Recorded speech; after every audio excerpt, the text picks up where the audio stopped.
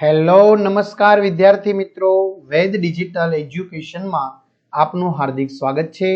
આજે આપણે ધોરણ 6 વિષય વિજ્ઞાનનું વાર્ષિક પરીક્ષા તારીખ 21/4/2025 ના રોજ પેપર લેવાનું છે, એનું 100% ટાઈપિંગ સાથે સંપૂર્ણ પેપરનું સોલ્યુશન જોવાના છીએ। તો ખાસ વિદ્યાર્થી મિત્રો, ચેનલમાં નવા હોય તો ચેનલ સબસ્ક્રાઇબ કરો, બાજુમાં બેલ આઇકનને પ્રેસ કરો જેથી તમને અવનવા વિડીયોની માહિતી નોટિફિકેશન મળી શકે। વિડીયો લાઈક કરો, તમારા મિત્રો દોસ્તોને શેર કરો। તો ધોરણ 6 વિષય વિજ્ઞાન વાર્ષિક પરીક્ષા પેપર 2025 કુલ ગુણ 80।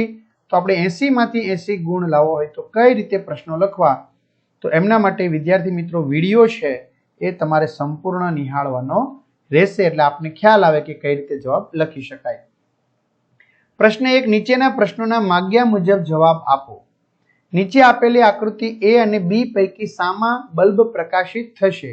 તો A બલ્બ પ્રકાશિત થશે, કારણ કે ગ્રેફાઇટ છે વિદ્યુતનું સુવાહક છે। આપેલી આકૃતિમાંના ભાગો A, B, C પૈકી કયો ભાગ ફિલામેન્ટ દર્શાવે છે? તો C ભાગ।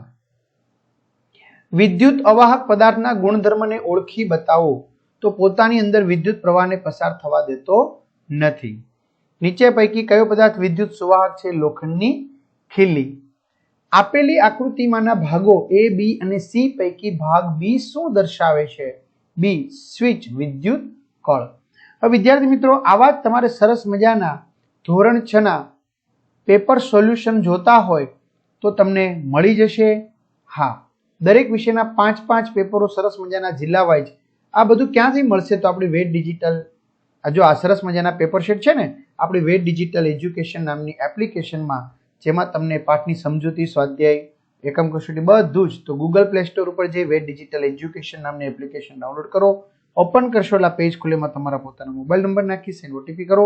પેડ કોર્સમાં જશો એટલે ધોરણ 6 માં વાર્ષિક પરીક્ષાના પેપર સેટમાં વિજ્ઞાનના પેપરો 5 સરસ મજાના જુદા જુદા જિલ્લા પ્રમાણેના પેપર મેળવી લેશો, જે તમને સારા માર્ક્સ અપાવશે।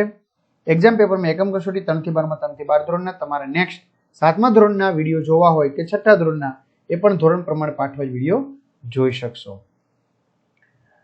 બીજું વિદ્યાર્થી મિત્રો, તમારી પરીક્ષા લેવાઈ જાય એટલે સરસ મજાના જે પેપર છે એની વ્યવસ્થિત પીડીએફ બનાવી આપણે વોટ્સએપ નંબર છે 9993454645 એમાં મોકલવા વિનંતી, કે જેથી કરીને આપણે અહીંયા એપ્લિકેશનમાં ફ્રીમાં, એક્ઝામ પેપરમાં ફ્રીમાં મૂકીશું, બરાબર? જે બધા મિત્રોને ખ્યાલ આવે જુદા જુદા જિલ્લાના પેપરો, બરાબર? તો તમને ફ્રીમાં મળે એ હેતુથી। અને 7મા વાળા મોકલશે, એ તમને મદદરૂપ થશે આવતા વર્ષે, એટલા માટે। વર્ગીકરણ કરો ચુંબકીય પદાર્થો અને બિનચુંબકીય પદાર્થો। ચુંબકીય પદાર્થો ચાવી, નિકલનું પાત્ર, કોબાલ્ટનું પાત્ર, લોખંડનો ગોળો। બિનચુંબકીય પદાર્થો કાગળ, કાપડ, કાચની બંગડી, પથ્થર। પ્રશ્ન 3, નીચેના પ્રશ્નોના વિસ્તૃત જવાબ આપો। વનસ્પતિઓ કલમ દ્વારા પ્રજનન કરે છે, શું તમે આ રીતે તમારી જાતે છોડને ઉગાડવાનું પસંદ કરશો? તમે આમના માટે કઈ પ્રવૃત્તિ કરશો? તો વિદ્યાર્થી મિત્રો, અહીંયા આપવામાં આવેલી છે પ્રવૃત્તિ, સાધન, સામગ્રી, પદ્ધતિ, અવલોકન, નિર્ણય। ચુંબકના ધ્રુવો નક્કી કરવા તમે કઈ પ્રવૃત્તિ કરશો? તેના માટે સાધન, સામગ્રી, પદ્ધતિ, બરાબર, સરસ મજાની, અવલોકન અને નિર્ણય। વિડીયો પોઝ કરીને લખી શકો છો અથવા તો પીડીએફ મેળવી શકો છો। ચાલો, દહન માટે હવા જરૂરી છે તે નક્કી કરવા માટે તમે કઈ પ્રવૃત્તિ કરશો? તો હેતુ, સાધનો, પદ્ધતિ, આકૃતિ, અવલોકન અને નિર્ણય। અથવા જમીનમાં હવા હોય છે તે સમજાવવા માટે તમે કઈ પ્રવૃત્તિઓ કરશો? તો સાધન, સામગ્રી, આકૃતિ, પદ્ધતિ, અવલોકન, નિર્ણય તમારે લખવાના છે। ચાલો આગળ વધીએ। વૈજ્ઞાનિક કારણો આપો। માછલી પાણીમાં જીવન ટકાવી શકે છે? તો હા, માછલી પાણીમાં જીવન ટકાવી રાખે છે, એનું કારણ આપણને આપ્યું છે। પર્વતીય વિસ્તારની વનસ્પતિનો આકાર શંકુ આકાર હોય છે, તો એનું પણ કારણ આપેલું છે વિદ્યાર્થી મિત્રો। ત્યાર પછી એના અથવામાં છે ભીડભાડવાળા 4 રસ્તાએ ટ્રાફિકનું સંચાલન કરતો પોલીસમેન મોટે ભાગે માસ્ક પહેરે છે, કારણ કે ધુમાડાને કારણે, એ બી અહીંયા આપેલું છે। ત્યાર પછી નીચેના વિધાનો ખરા છે કે ખોટા તે જણાવો।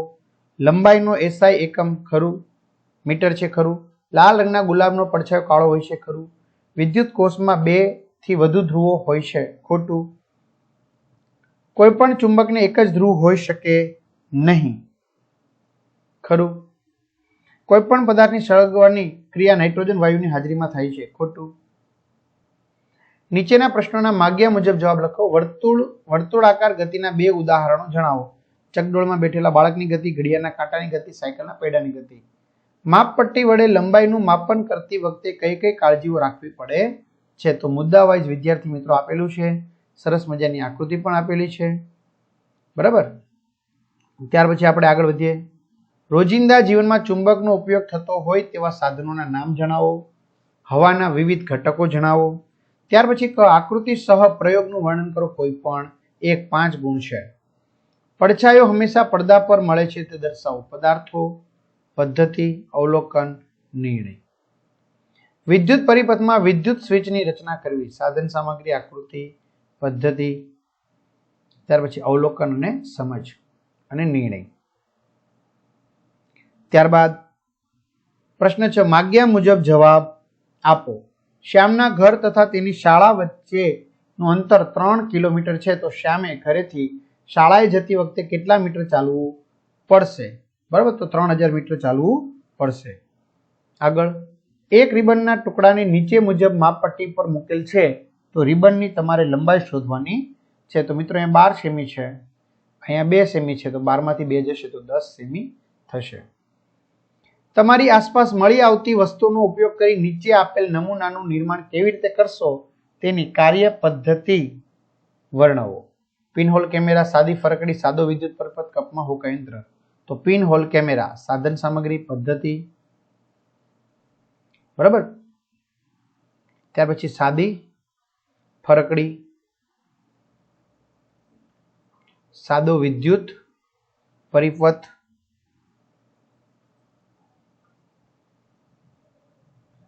કપની અંદર હોકા યંત્ર, પદ્ધતિ.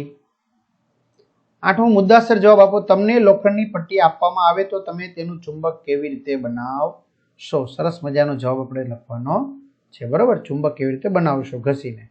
અથવા ચુંબકનો ઉપયોગ કરીને તમને ગમતું એક સરસ રમકડું બનાવવાની રીત લખો. બરાબર મિત્રો, આ પાઠ્યપુસ્તકમાંથી જ આપને મળશે અને આપણે પાઠ્યપુસ્તક જ વાંચવાનું છે.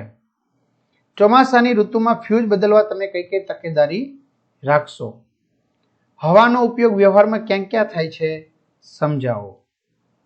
ત્યાર પછી પ્રશ્ન 9, માગ્યા મુજબ જવાબ આપો. કોઈ વક્ર રેખાની લંબાઈ માપવા તમે કઈ પ્રવૃત્તિ કરશો? સાધન સામગ્રી, પદ્ધતિ. સરસ મજાના મુદ્દા છે, આકૃતિ છે, નિર્ણય છે.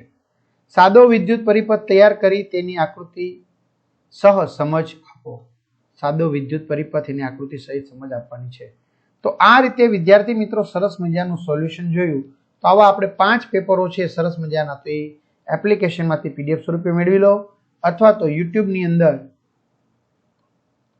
બરાબર વિડીયો સ્વરૂપે તમે પણ જોઈ શકો છો. તો બધા મિત્રોને સારામાં સારા માર્ક્સ પ્રાપ્ત થાય એવી વેદ ડિજિટલ પરિવાર વતી શુભકામના. All the best. ખાસ વિદ્યાર્થી મિત્રો વિડીયો લાઈક કરો, તમારા મિત્રો દોસ્તોને શેર કરો અને કમેન્ટ કરો. તો અસ્તુ. જય હિન્દ, જય ભારત. All the best.